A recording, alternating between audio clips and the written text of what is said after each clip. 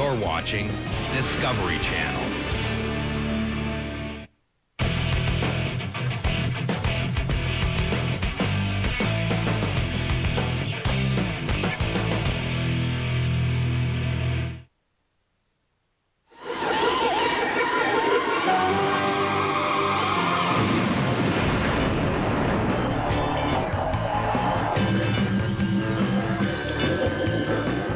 What if flying saucers were real?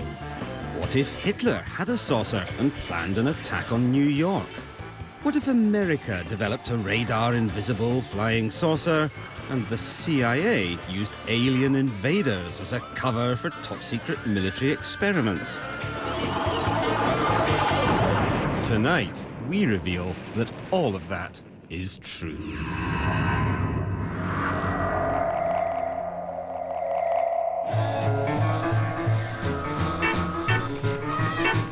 For 50 years, the world has been flying saucer crazy.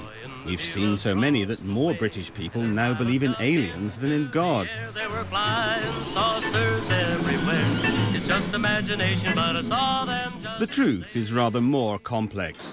Flying saucers do exist, but they don't come from outer space. They come from Earth and the darkest recesses of military research.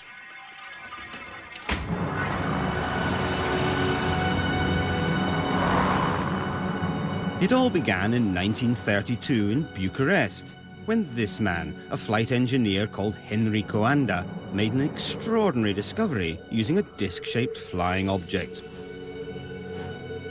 One of the first people to see Coanda's experiments was then a 20-year-old aeronautical student called Radu Manikatide.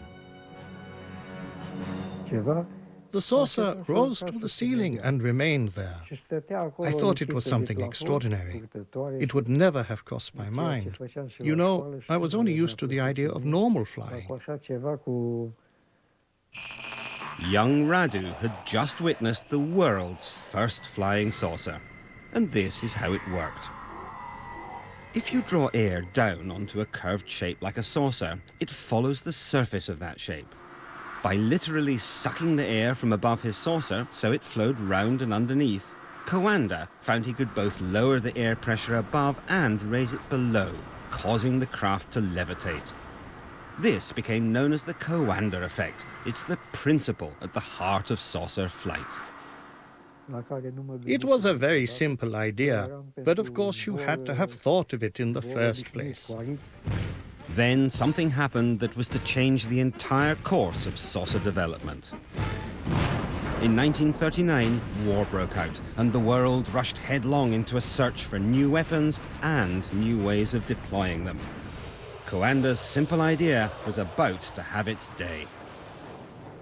Nazi technology chief Werner von Braun led the development of new weapons from his top-secret headquarters in Peenemünde in Germany.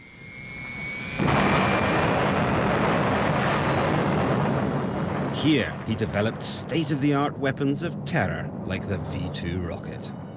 This was really the central location from which all projects were run for quite a long time. What few people knew was that 260 miles away in Prague, the Nazis had an even more secret research establishment and were working on a fantastic new flying craft. There were as many as 15 prototypes that they built, tested, discarded, and went on to the next one. And the firm at the heart of these frightening new developments? Skoda. The SS was using, and the Air Force were using Skoda to manufacture aircraft of all sorts. But by 1944, things were going badly wrong for Hitler. He needed to reassure his allies, chief amongst them Italian dictator Benito Mussolini. Hitler told Mussolini he had spectacular new aircraft that could change the course of the war. He called them his Wunderweapons. In July 1944, Hitler invited Mussolini to Germany with his chief advisor on weapons technology, Luigi Remersa. Later, Remersa was taken to the top-secret Skoda base where the new aircraft was being developed. Today, Luigi Remersa is 84 and living in Italy. He has agreed to describe what he saw that day. Yes, I saw it. For me, it was something exceptional. Round with the central cockpit made in plexiglass, and with jets all around it that made up the means of propulsion. Luigi Remersa had seen the world's first production flying saucer, and it was a Skoda. Well, you see the pilot drawn in the cockpit. The pilot would drive the disc standing up. This is one of the men who actually helped create that flying saucer. His name, Andreas Epp. Epp had invented a disc-shaped flying gunnery target and sent the prototype to the Luftwaffe High Command, suggesting it could be adapted for manned flight. In an interview recorded before his death in 1997 and never broadcast until now, Epp described how he began to suspect his designs had been stolen. I kept hearing reports that people in Prague were working on the construction of flying discs and that progress was being made. Furious over being sidelined, Epp drove to the Prague test ground to find out what was going on. I had my Leica A camera with me. Then suddenly I saw a flying saucer. It had no wings, absolutely none. I took a photo and wound on the film, but it was already directly over me. Then I took a second photo, and I could see it was a flying saucer. Epp was devastated by what he felt was the theft of his saucer. UFO, where did you go? Will you be back? I don't know.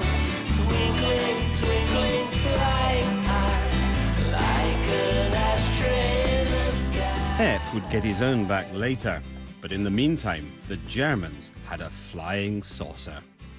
It actually flew and flew pretty well. This is what the German saucer looked like.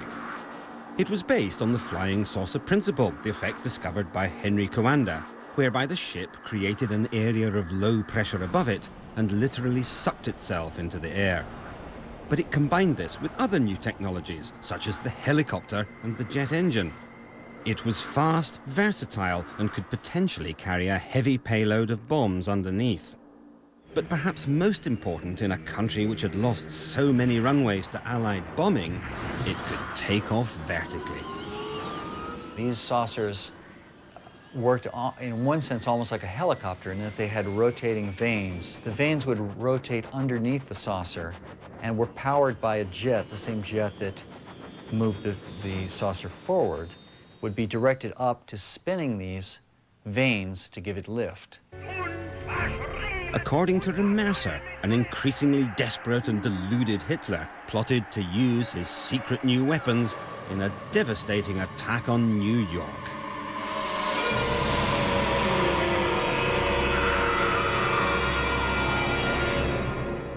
Hitler said once, "God forgive me for the last 5 minutes of the war." He wanted to unleash the weapons they'd developed. It never happened, of course. The Russians were advancing on Prague, and while the German rearguard fought desperately on the streets, the scientists in the Skoda plant tried to destroy the evidence of their research. They pushed the saucers from their hangars onto the tarmac, put explosive charges in, and blew them up and let them burn right there on the tarmac in front of everyone. They destroyed the saucers themselves, but the Nazi scientists who built them had survived, and the victorious Allies turned on each other in a fight to get them. So who would win the race for the secrets of the saucerman?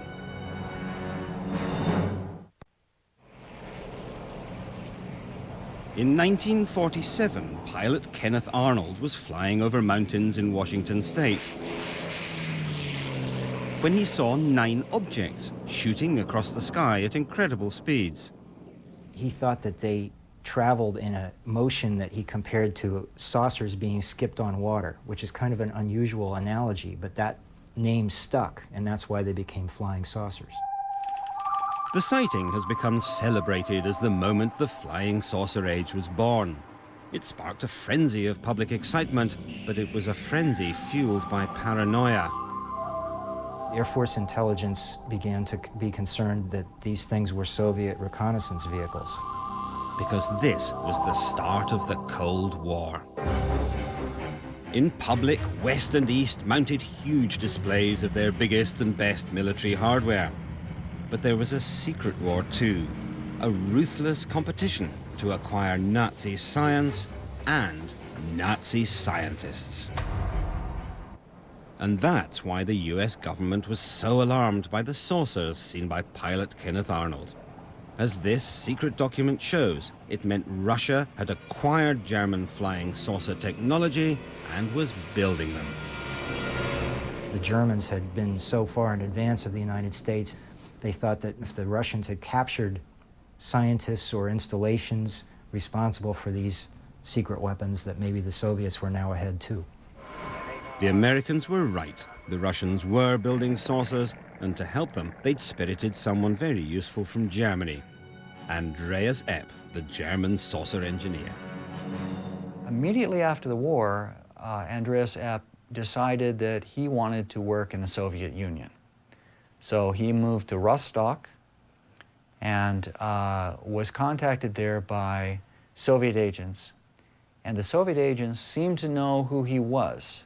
And of course, Epp liked this a lot because somebody was acknowledging that he actually was of some value, and whereas before he had been minimized. I thought to myself, I have to carry on. I owe it to the people who worked on it. And I started to build a flying disc.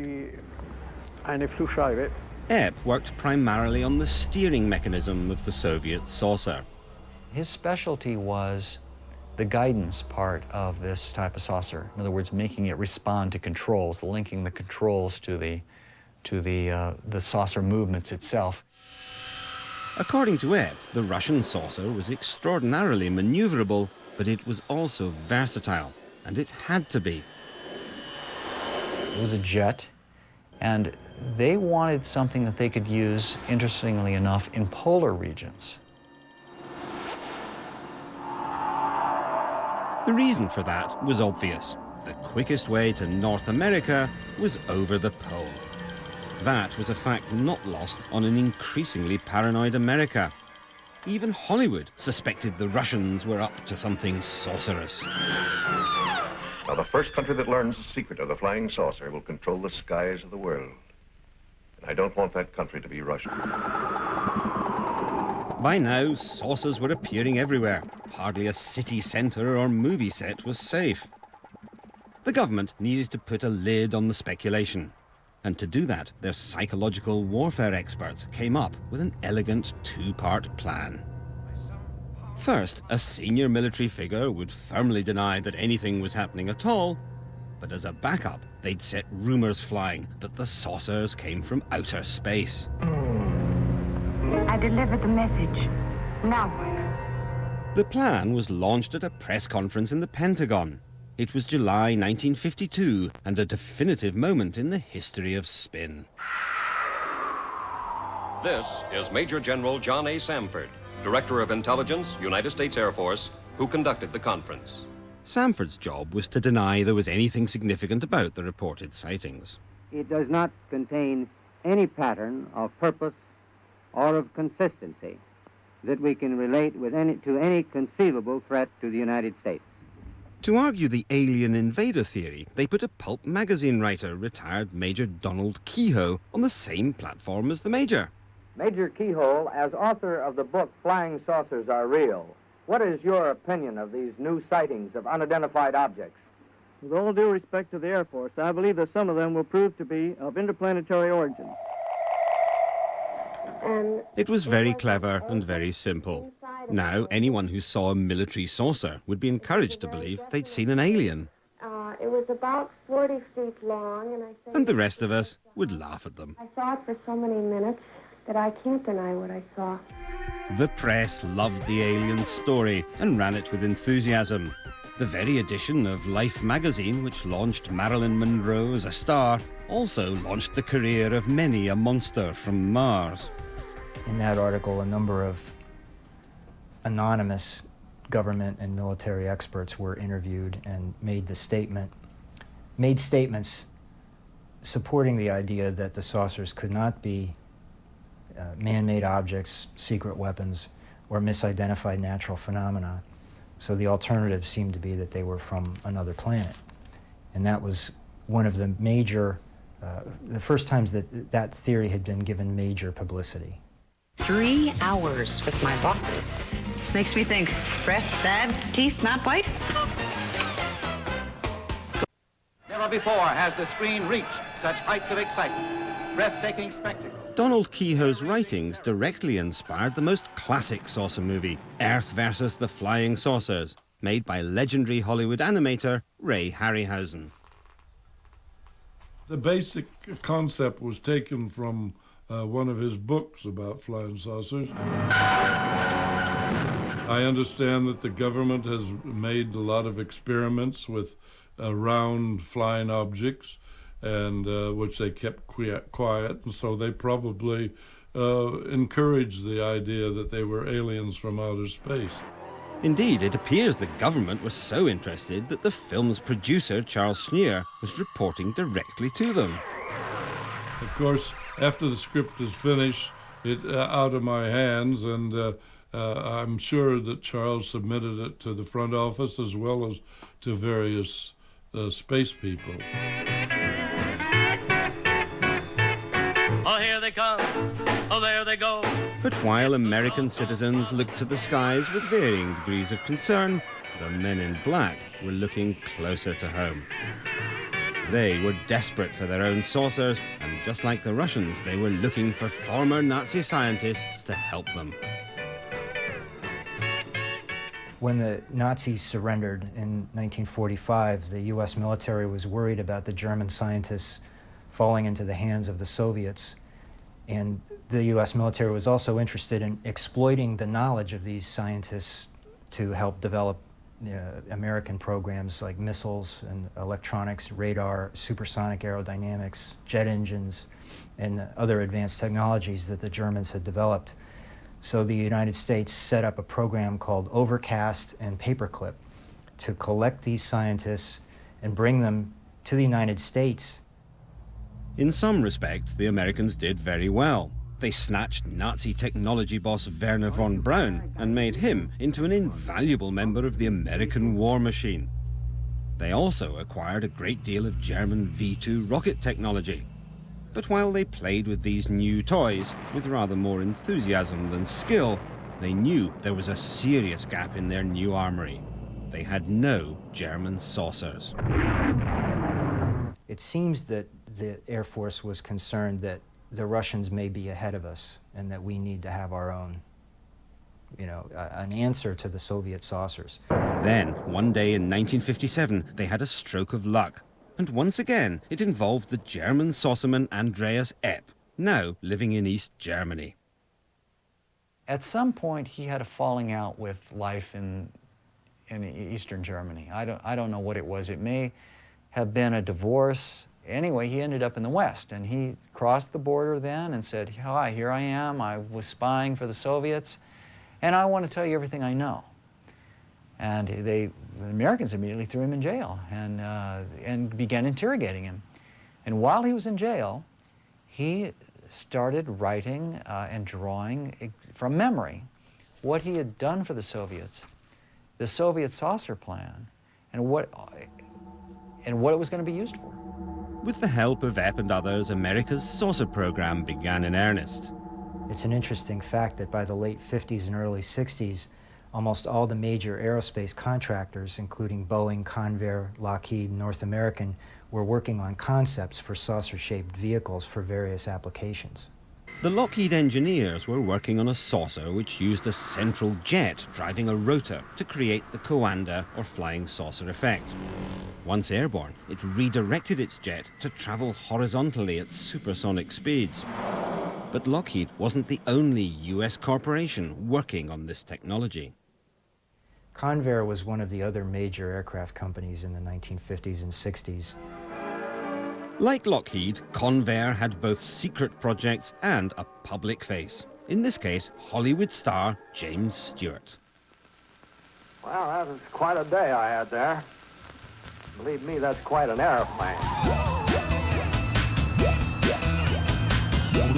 In the 50s and 60s, Bob Widmar was a senior designer for Convair and a key member of the team which built the B-58 Hustler. In the early 60s, it was the fastest plane on Earth. Well, that really got me excited. After all, the bird flies Mach 2. Now, Mach 2, that's 2 times as fast as the speed of sound. But Bob Widmar didn't just design jet aircraft. In the late 50s, he was given a stunning new brief to design an aircraft which was invisible. Invisible, at least, to radar. You had to be able to be non-detectable 360 degrees, because even at that time, the Russian radars began being hooked up together. The only way that could really be solved is by coming up with a thing that was shaped like a disc or a discus. In other words, Bob had to build a flying saucer because the military had realized that a flying saucer would make a perfect stealth craft. Conventional planes are detectable by radar because surfaces at right angles to a radar beam reflect back. A disc or flying saucer, on the other hand, sends back diffuse and confusing signals. The prospect of a radar-invisible aircraft had caused great excitement in military circles, and one day some shadowy figures called on Bob. To meet with them, for example, I'd have to go to buildings that were half-finished in Washington.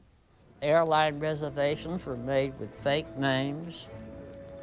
It was hard on me and my wife, as such, to live this thing, and the thing was a whole bunch of fake stuff. It was almost where you couldn't tell the realism for what was just a phony. Bob reluctantly agreed to work on the project, the design of a radar-invisible, saucer-shaped object. I never would want to do it again, to have to live under that kind of a climate. Bob's project has never been declassified, and the CIA removed all his records and designs. Well, I guess that just about sums up the story. Or does it? Because while the CIA was keeping Bob in the dark, another craft was being brought into the light.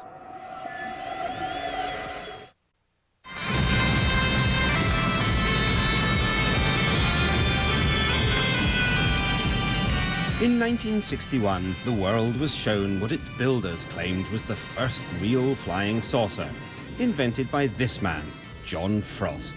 Well, the U.S. Army are interested in a vehicle which could fly close to the ground, which couldn't be stopped by roadblocks or rivers, etc., and which could jump over hedges and trees. There were, however, real problems with the Avrocar, as Doug Garland, one of the wind tunnel engineers, remembers. We tested the Avrocar in the tunnel, but it was very unstable. You know, if you throw a plate or a hubcap on the ground, it will tend to roll around like this. And the Avrocar had a tendency to do that. In fact, when the Avrocar was first revealed to the public, the whole project had actually already been abandoned. In truth, the Avrocar was not a flying saucer at all. It was actually the world's first hovercraft. It was also the almost accidental byproduct of a very secret and far more ambitious project, a project which had everything to do with flying saucers. Quick question, do you believe in flying saucers?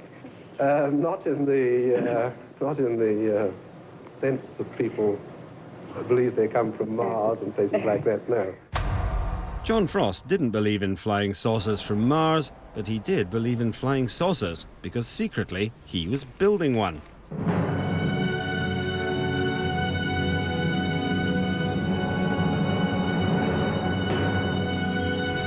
This film has never been seen by the public before. Made strictly for the eyes of security-cleared military personnel, it records the work of Avro's top-secret Special Projects team, led by John Frost. The 6 Viper engine test assembly was built by Avro Aircraft Limited to develop a power plant for an airplane of circular plan form.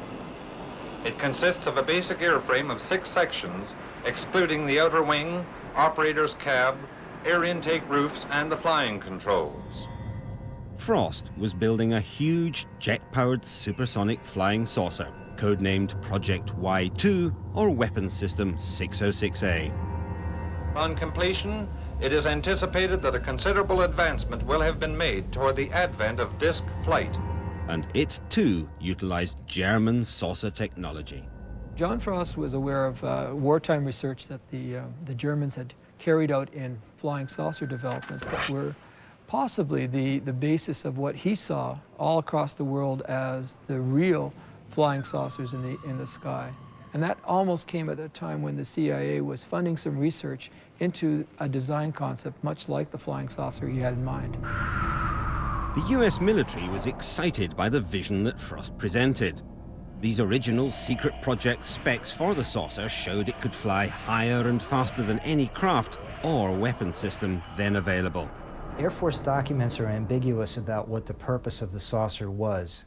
They mention it being possibly used as a special reconnaissance weapon system. Given the performance that Avro thought they could get from this vehicle, it would be able to evade any defenses and, attack any other plane with impunity. The military enthusiastically pumped huge quantities of money into his project.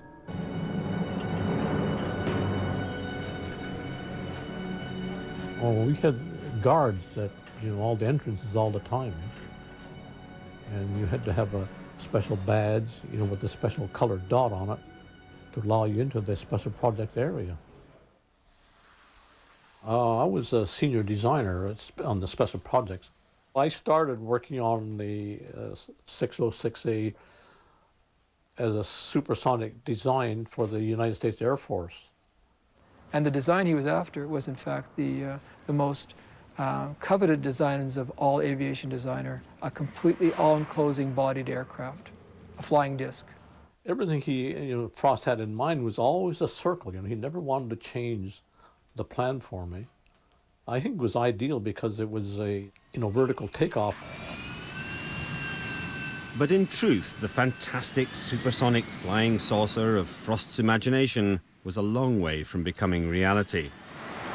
His design was one of the purest uses of the Coanda, or flying saucer effect yet, and had 6 powerful jets which sucked the air over the saucer shape.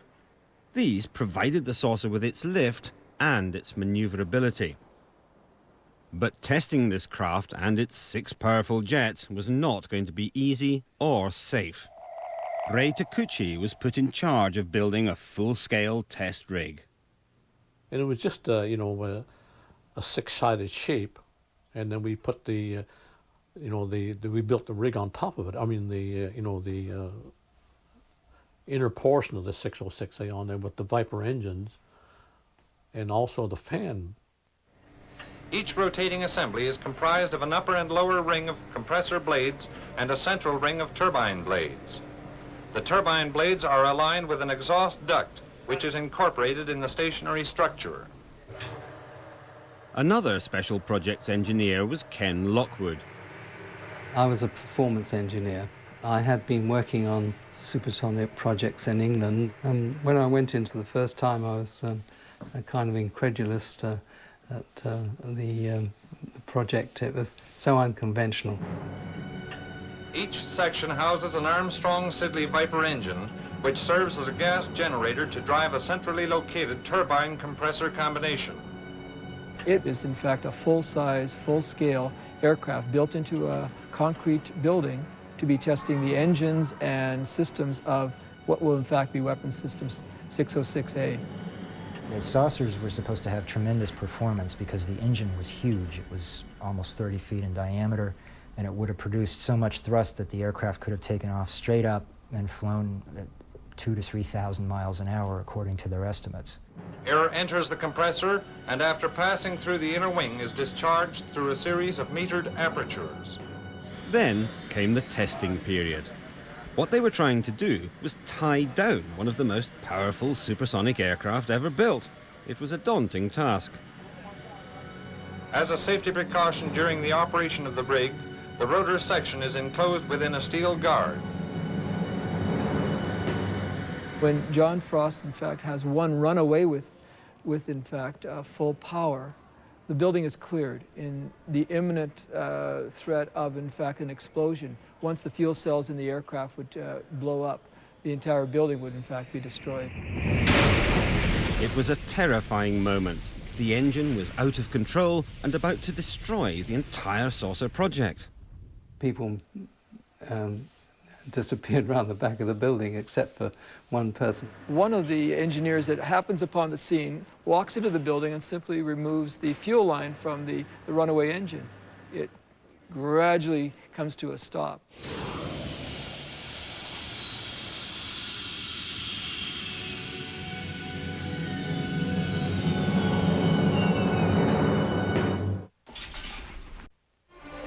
But things were also beginning to go badly wrong for the Avro Corporation itself. In 1959, its main conventional contract, a massive project to build a supersonic jet, the Arrow, was suddenly cancelled and the company went into financial meltdown. John Frost was removed from his own project. The maverick genius behind the Avro flying saucer left the company forever and moved with his family to New Zealand. But the American Air Force were far from happy. They still wanted a saucer, and if Avro wouldn't build it for them, they'd have it built themselves. John Frost's supersonic flying saucer, like so many others, was about to disappear into the blackest recesses of the American military machine. Well, last I heard was 606A went to Bell Aircraft in Fort Erie, I believe it was. From then on, all that remained was rumours. In the years following the disappearance of Frost's saucer, sightings, many laughably unconvincing, continued to grow. But some turned out not to be a product of fevered imaginations at all. The CIA's U-2 spy plane was a classic black project. It operated in absolute secrecy for over 8 years and would have remained secret to this day had it not been for the dramatic events of 1960, when U-2 pilot Gary Powers was shot down over Russia and then held for 2 years before being traded for a Russian spy. And the CIA's own history of the U-2 program makes the statement that, quote, 50% of the UFO sightings were caused by the U-2. The U-2 flew on the edge of space, higher than anyone believed a plane could fly. Hardly surprising then that any glimpse, particularly from another plane, would provoke wonder and fear. But if the U-2 debacle proved one thing, it was that unless your secret craft actually crashes, alien flying saucers make a fantastic cover story. And if your secret craft actually is a flying saucer, you can keep the pretense up for years. You frighten me when you talk like that. Frost's saucer disappeared into the intense blackness of official secrecy. And America's amateur UFO spotters moved up a gear. In Washington, a private unofficial group known as NICAP, National Investigations Committee on Aerial Phenomena, called a news conference and reopened an old argument with the Air Force. NICAP was the main voice of the alien flying saucer theory. It was led by the pulp fiction writer who had first launched the idea at that extraordinary press conference back in 1952. 14 years later, he was still hunting aliens. NICAP's director, Major Donald E. Kehoe, a retired Marine Corps officer, insisted that the Air Force knew more than it was telling. We are being observed by some type of device which is ahead of us, far ahead of us, and is probably controlled by a highly advanced superior civilization. And for the umpteenth time in as many years, the Air Force, called before a congressional committee, said it was hiding nothing. Air Force Secretary Harold Brown. We have not been hiding anything. It all seemed so straightforward. The amateurs accuse the military of covering up an imminent alien invasion, and the military deny it. So no one looks at the third possibility, that the UFOs are military craft. How lucky for the government that these enthusiastic amateurs were so well organized. We believe that UFOs are real, that they are from outer space, and that they are intelligently controlled. Except their organization wasn't a product of luck at all. NICAP was led by men from the shadows. Board members included Roscoe Hillenkoetter, the CIA's first director, and a CIA operative, Bernard J.O. Carvello. NICAP's first manager was Nicholas de Rochefort of the CIA's Psychological Warfare Division, and when Kehoe resigned as chairman of NICAP, he was replaced by Joseph Bryan, also of the CIA's Psychological Warfare staff. But what of Kehoe himself? But these things were interplanetary spaceships. Was he a genuine believer in alien flying saucers? Or did he have any connection with America's military research into German flying saucer technology?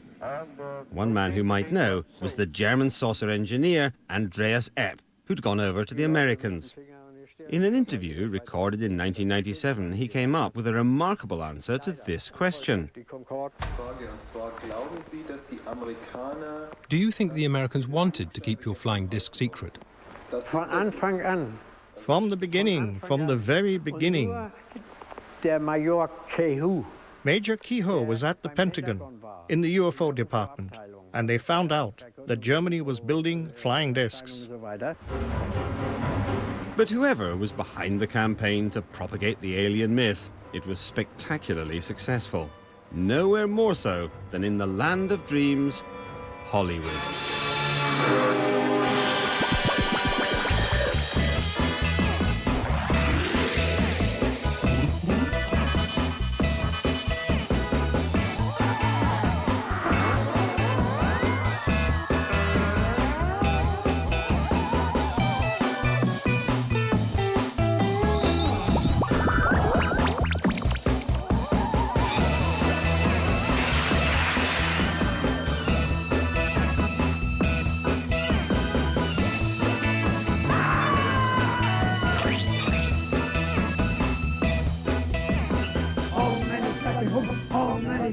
It even sparked a religion. All our information comes through our leader, who is a yogi, who is in direct contact with space intelligences. We are your friends. Please contact us.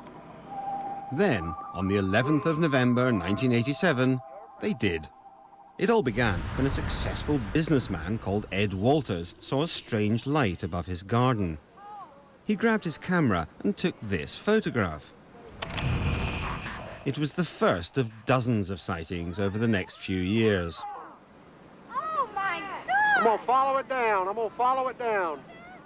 When the still pictures were enhanced, they seemed to show something that looked remarkably like flying saucers. The saucers were witnessed by hundreds of people, from policemen to priests. Look! Some more excitable witnesses even suggested they'd met the aliens. But then one man saw the photographs and reached a rather different conclusion. And he knew exactly what he was talking about. Do you have to do that every...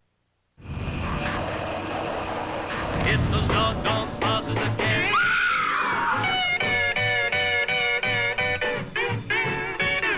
Gulf Breeze, Florida. 17 years ago, this was the location for one of the most sustained series of flying saucer sightings in American history. Most of the hundreds of people who saw them became convinced they were watching aliens. But one man thought differently. Any time that somebody says that there is something doesn't necessarily mean there was something. they have to be able to meet a scientific criterion of being real. Upon coming across the Gulf breeze sightings, however, the configuration was radical enough that we could see up inside. And that was up inside was light, and it as though it was hot. And not only that, but it was circular in configuration. Boyd Bushman thought he recognized what was powering these saucers, and he recognized it because he himself had worked on the technology.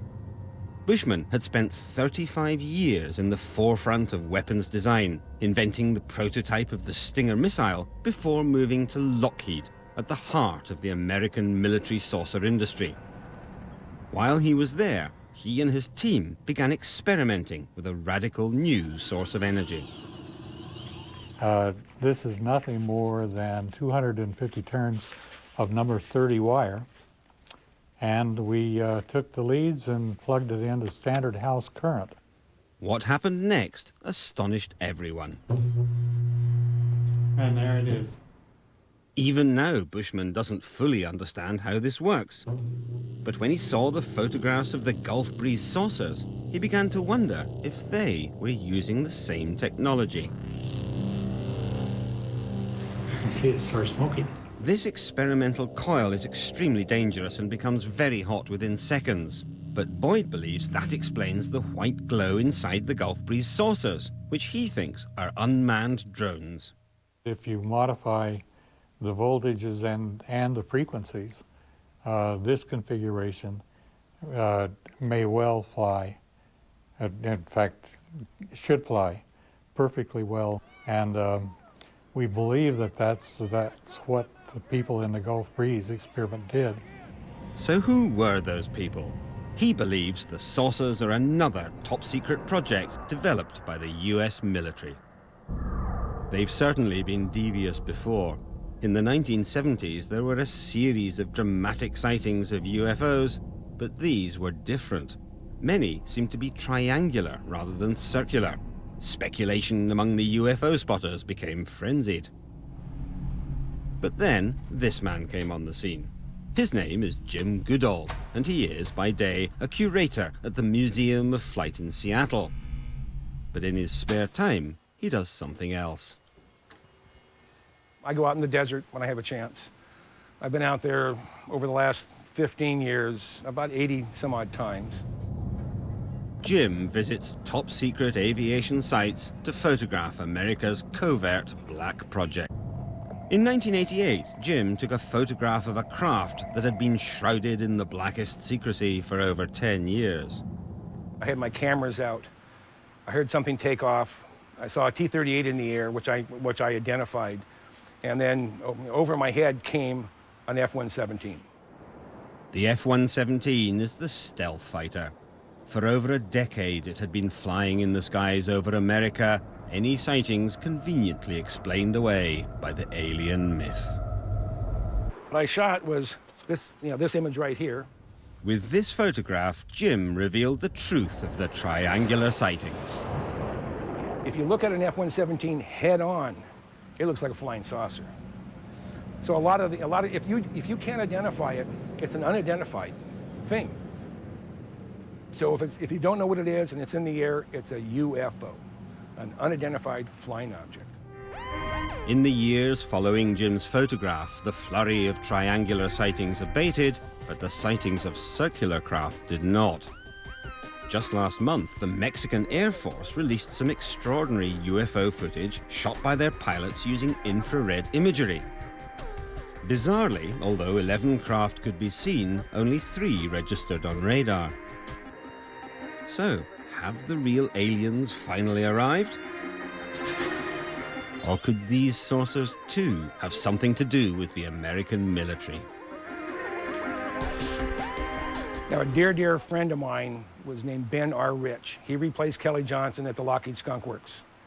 And about 10 days before he died, I was speaking to Ben, but he told me, he said, Jim, we have things out in the desert that are 50 years beyond what you can comprehend. They have about 4,500 people at the Lockheed Skunk Works. What have they been doing for the last 20 some odd years? They're building something. Dad, when you're out there, did you see anything? Let's not start that flying saucer nonsense again.